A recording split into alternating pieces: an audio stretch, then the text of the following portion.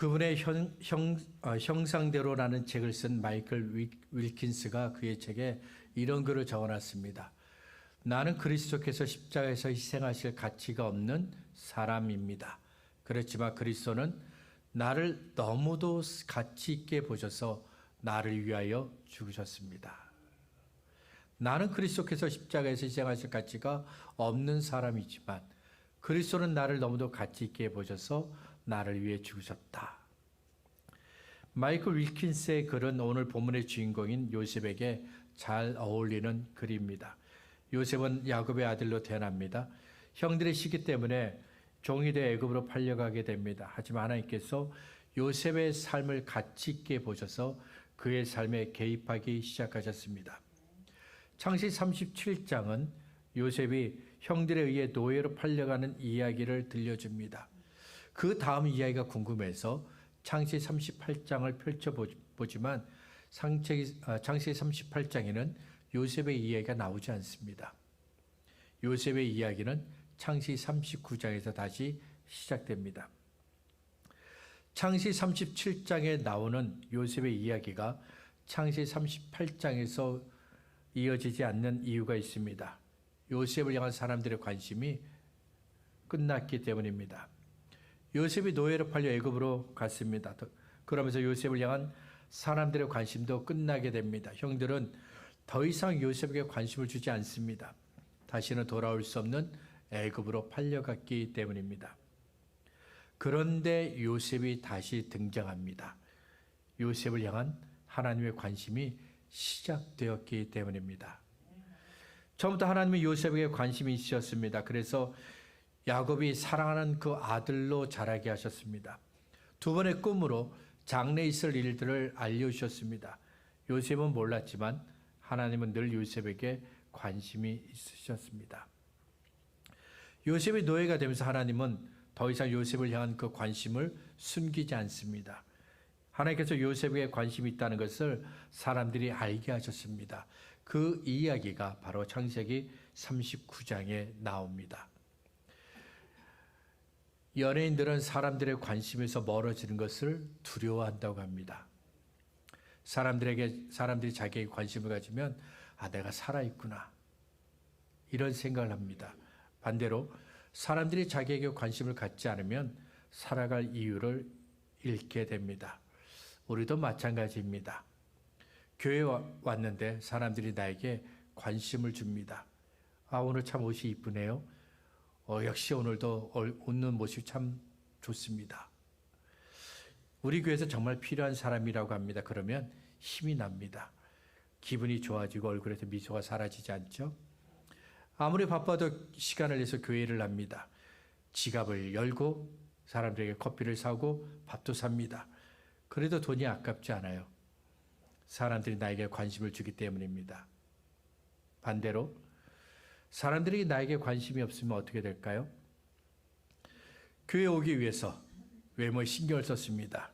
늘 똑같은 옷을 입은 것 같지만, 늘 똑같은 화장품을 사용한 것 같지만 오늘은 분명 지난 주일보다 더 나아요. 그런데 내가 보기도 그런데 교회 왔습니다. 근데 아무도 몰라줘요. 뭐가 바뀌었을까? 아무도 궁금해하지 않아요. 예배를 드리는데 내 주변에 아무도 앉으려고 하지 않아요. 광고 시간에 인사를 하는데 나와 눈을 마주치지 않아요. 찔리는 분 계시나요? 한번 생각해 보세요. 내가 눈을 다 마주쳤나? 사람들이 나에게 관심이 없는 것처럼 느껴집니다. 그러면 어떤가요? 기분이 상합니다. 몸에서 힘이 쭉 빠지고 누군가에게 주는 것이 아깝습니다. 교회에서 일하는 것도 정말 귀찮습니다. 우리는 누군가의 관심을 받고 싶어 합니다. 그래서 제발 나에게 관심을 가져달라고 호소합니다. 제발 나를 잊지 말아달라고 호소합니다. 우리는 알아야 합니다. 하나님은 늘 우리에게 관심이 있다는 사실을 알고 있어야 합니다. 다만 우리가 느끼지 못하고 깨닫지 못할 뿐입니다. 하나님의 아들 예수님께서 우리를 대신해서 십자가에 못 박혀 죽으셨습니다. 저와 여러분을 사랑하셨기 때문입니다. 저와 여러분에게 관심이 있기 때문에 죄에서 벗어나지 못하고 죽는 것을 두려워서 벌벌 떨고 있는 저와 여러분을 구원하기 위해 대신 십자가에 달려 죽으신 겁니다. 하나님은 한 번도 저와 여러분을 잊으신 적이 없습니다. 하나님은 한 번도 저와 여러분의 곁을 떠나신 적이 없습니다. 하나님은 한 번도 저와 여러분을 향한 관심을 버리신 적이 없습니다. 1절을 보겠습니다.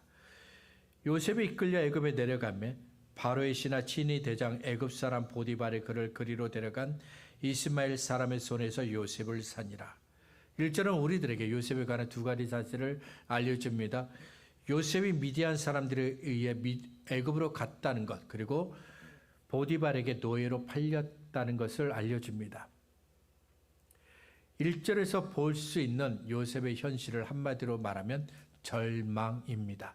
절망. 우리는 흔히 요셉이 하나님께서 주신 꿈으로 모든 환경을 이겨냈다라고 생각합니다. 맞습니다. 요셉은 하나님께서 주신 꿈으로 절망을 이겨냈고 고통을 이겨냈고 미움을 이겨냈었던 사람입니다. 그러나 우리가 잊지 말아야 할 사실은 요셉도 사람이라는 겁니다. 저와 여러분과 똑같은 사람이라는 겁니다. 따라서 하나님께서 주신 꿈으로 모든 것을 이겨낸 요셉을 떠올리기보다는 절망 속에 있는 요셉을 먼저 떠올려야 합니다. 고통과 아픔의 늪에 빠진 요셉을 먼저 떠올려야 합니다. 요셉이 느꼈던 세 가지 절망이 있습니다. 첫째 절망은 형들에 의해 종으로 팔렸다는 절망입니다. 어느 누구도 상상할 수 없는 일이지만 현실입니다. 매우 민감한 감수성을 지닌 17살의 소년이 겪기에는 너무 어려운 고통입니다. 두 번째 절망은 가족이 살고 있는 고향을 떠나 애굽으로 왔다는 겁니다. 요셉이 살고 있던 시대는 가족 중심의 사회입니다. 모든 활동은 가족을 중심으로 이루어졌습니다. 가족을 떠난다는 것은 한 번도 생각하지 않았습니다. 그런데 요셉이 애굽까지 왔습니다. 세 번째 절망은 요셉이 노예가 되었다는 겁니다. 요셉이 태어날 때 아버지 야곱은 다른 아들들보다 더 기뻐했습니다. 요셉은 야곱이 14년 동안 기다리며 사랑했던 라헬이 낳은 아들입니다. 때문에 야곱은 먼저 태어난 다른 아들들보다 요셉에게 더 값진 옷을 입혔고 더 많은 사랑을 베풀었습니다. 요셉은 아버지의 끝이 없는 사랑, 끝을 모르는 그런 사랑을 받으며 자랐습니다. 그런데 요셉이 지금은 주인의 명령을 들어야 하는 노예가 되었습니다. 어쩌면 요셉은 현대인들이 가지고 있는 질병 가운데 하나인 스트레스를 경험했을지도 모르겠습니다. 가나안 땅을 떠나 애굽으로 올 때까지 시간이 얼마나 되는지는 모르지만 요셉은 애굽으로 가는 그 여정 속에서 수도 없이 가슴을 치며 원망했을 것입니다. 해결되지 않는 스트레스 때문에 머리도 아프고 가슴도 답답하고 시시각각 변하는 상황이 정말 무서웠을 겁니다. 만일 저와 여러분이 이런 상황을 만났다면 어떻게 했을까요? 나에게 노예로 팔리는 은혜를 주신 하나님 감사합니다. 이렇게 말할까요? 형들이 나를 미워하게 하시고 이제는 애굽에서 노예가 되게 하신 하나님 감사합니다. 이렇게 감사할 수 있겠습니까? 감사 못해요. 우리들이 그렇게 말할 수 없는 것처럼 요셉도 감사합니다 말하지 못했습니다. 성경을 보면 어디에서도 요셉이 감사하다고 말하는 것을 찾아볼 수 없습니다. 어느 날 애굽의 총리가 되었지만 요셉은 자신이 형들에 의해 노예로 팔렸다는 사실을 잊지 않습니다. 창시 45장 4절에서 형들을 다시 만난 요셉이 형들에게 이렇게 이야기합니다. 요셉이 형들에게 이르되 내게로 가까이 오소서. 지금 요셉인 줄 알았어요. 그러니까 멀리 떨어져 있는 거예요. 내게로 가까이 오소서. 그들 형들이 가까이 왔습니다. 그러자 요셉이 말합니다. 나는 당신들의 아우 요셉입니다. 그리고 한마디를 덧붙여요. 당신들이 애굽의 판자입니다. 그냥 나는 당신들의 동생 요셉입니다. 이렇게만 말하면 좋겠는데 그 다음에 한마디를 꼭 붙여요. 네가 나 팔았어. 이렇게 말하는 거예요.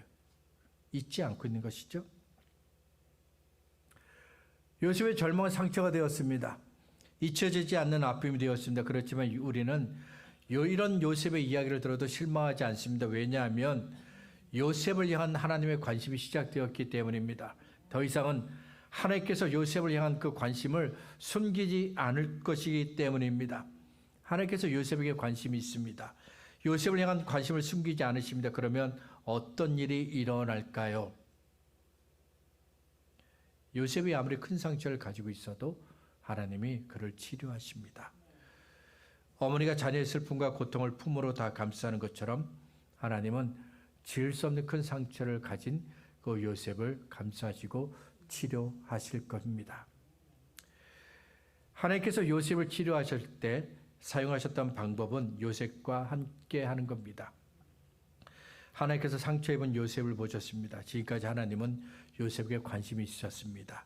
애굽에 오기 이전에 가족들과 함께 있을 때도 하나님은 요셉에게 관심이 있으셨습니다. 하지만 지금은 더 많은 관심이 필요합니다. 지금 요셉의 마음속에는 커다란 상처가 있습니다. 형들이, 다른 사람이 아닙니다. 형들이 나를 노예로 팔았다는 상처가 있습니다. 아버지의 사랑을 받는 아들의 신분에서 주인의 명령을 듣는 노예 신분으로 바뀌었다는 상처가 있습니다. 이런 요셉을 하나님께서 보셨습니다. 그리고 하나님은 상처 입은 요셉을 위해 일하기 시작하셨습니다. 2절입니다. 여호와께서 요셉과 함께 하심으로 그가 형통한 자가 되어 그의 주인 애굽 사람의 집에 있으니, 하나님께서 요셉과 함께 하셨습니다. 그와 동행하셨습니다. 누군가와 함께 한다는 것은 매우 중요합니다. 전도서 4장 9절은 두 사람이 한 사람보다 낫다고 말씀합니다. 4장 11절은 두 사람이 함께 누우면 따뜻하다고 말씀합니다. 12절은 혼자면 패하지만 두 사람이면 맞설 수 있다라고 말씀합니다. 전도서에 있는 말씀을 굳이 인용하지 않아도 우리는 혼자서는 아무것도 할 수 없다는 것을 잘 알고 있습니다. 그래서 누군가 내 곁에 있기를 원하는 것이죠. 내 곁에 누가 있어야 돼요. 그래야 안심이 됩니다. 하지만 하나님께서 우리와 함께 하시는 것은 사람이 함께 하는 것과는 아예 차원이 다릅니다. 사람이 함께 할 때는 목적이 같거나 방향이 같거나 이해관계가 같을 때 가능합니다. 혹은 이유가 있어 함께 하는 겁니다. 그 사람에게 어떤 이유가 있기 때문에 나와 함께 하는 것이지 이유 없이 나와 함께 하는 것 아니에요. 나와 같은 목적, 방향, 이해관계가 있어야 나와 함께 하는 겁니다. 하지만 하나님께서 우리와 함께 하시는 것은 이유가 없습니다. 우리를 향한 하나님의 관심은 예수님을 통해 이루어졌습니다. 하나님의 아들이신 예수님께서 사람으로 태어나시고 고난을 받으시고 십자가에 죽으신 것은 우리를 향하신 하나님의 관심이 어떤지를 확실하게 보여줍니다.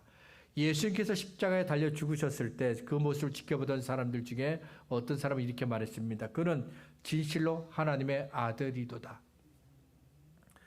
우리들이 그 사실을 알든지 모르든지 상관없이 예수님은 우리를 위해 죽으셨습니다.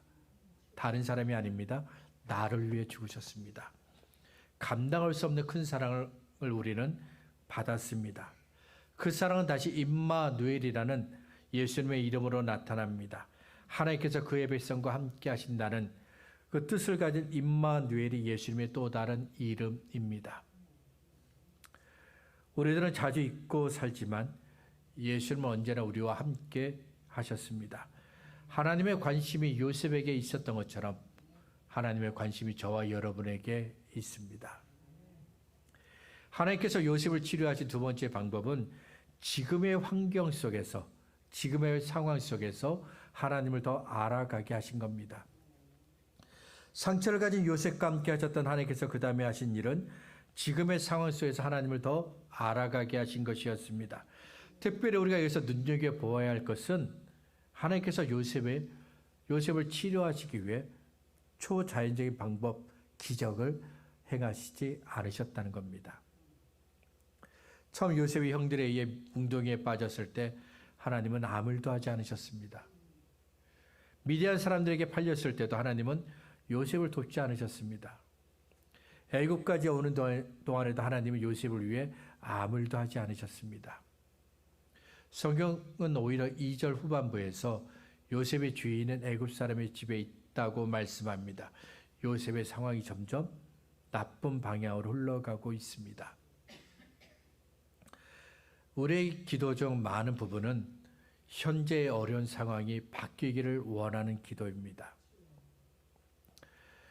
매 순간 닥쳐오는 문제들이 해결되기를 간구하는 기도가 대부분을 차지하는 경우가 많습니다. 하나님, 내 앞에 이 문제 있을 때 치워주세요. 무너뜨려 주세요. 없애주세요.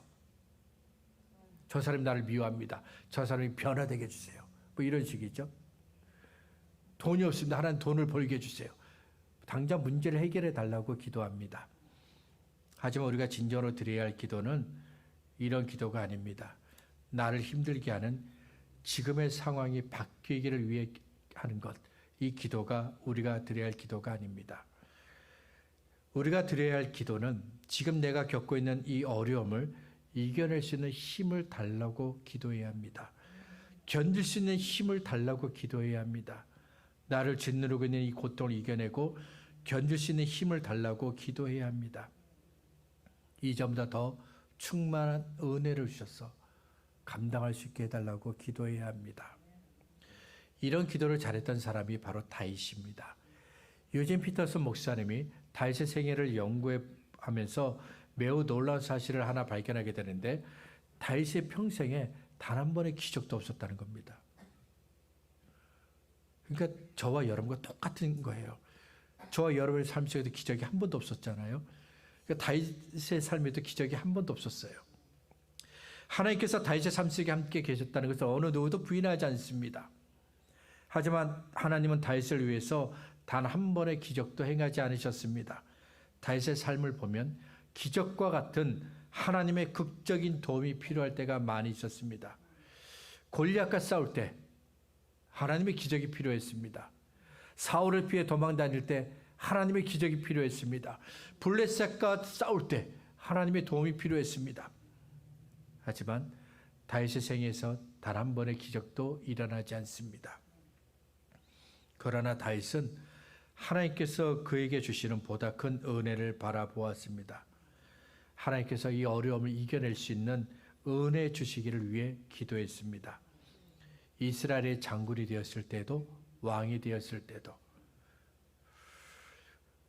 그 모든 것들을 감당할 수 있는 은혜를 달라고 다윗은 늘 기도했습니다. 길가 기록한 시편을 통해 우리는 다윗의 이러한 신앙을 만날 수 있습니다. 이 신앙이 요셉에게도 있습니다. 4절입니다. 요셉이 그의 주인에게 은혜를 입어 섬김에 그가 요셉을 가정 총무로 삼고 자기의 소유를 다 그의 손에 위탁하니. 노예로 팔려간 요셉은 어느새 보디발의 집에서 가장 인정받는 노예가 되었습니다. 이것은 요셉이 현재 처하고 있는 환경 속에서 이전보다 더 하나님을 알아가고 있었기 때문입니다. 요셉은 환경을 탓하지 않았습니다.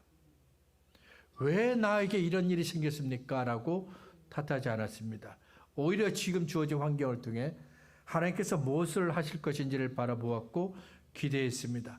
그 기대를 따라 요셉은 하나님 앞에서 최선을 다하는 것처럼 그의 주인인 보디발 앞에서 노예로서 최선을 다했습니다.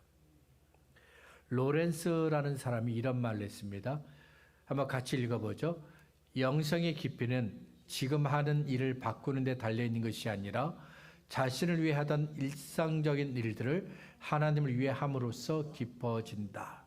영성, 믿음의 깊이가 있어지려고 합니다. 그러면 뭔가 바뀌어져야 되지 않을까.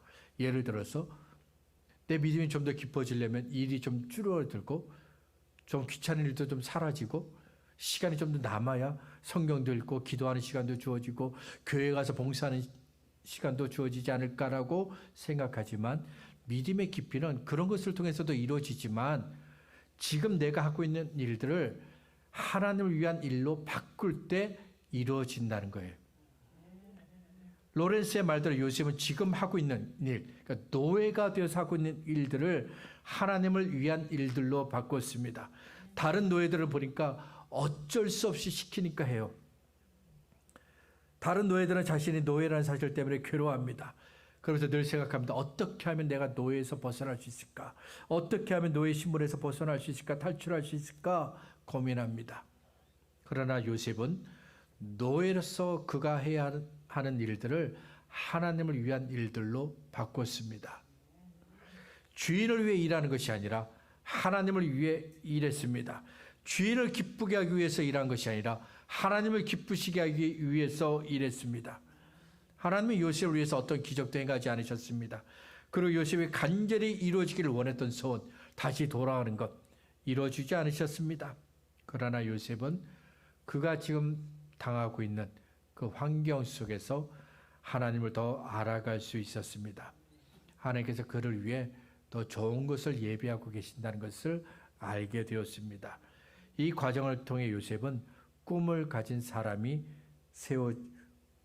사람으로 점점 세워지고 있었습니다. 마지막 세 번째는 하나님의 관심을 통해 요셉은 마침내 형통한 사람이 되었습니다. 하나님의 관심으로 요셉이 치료되었습니다. 그리고 형통한 자가 되었습니다.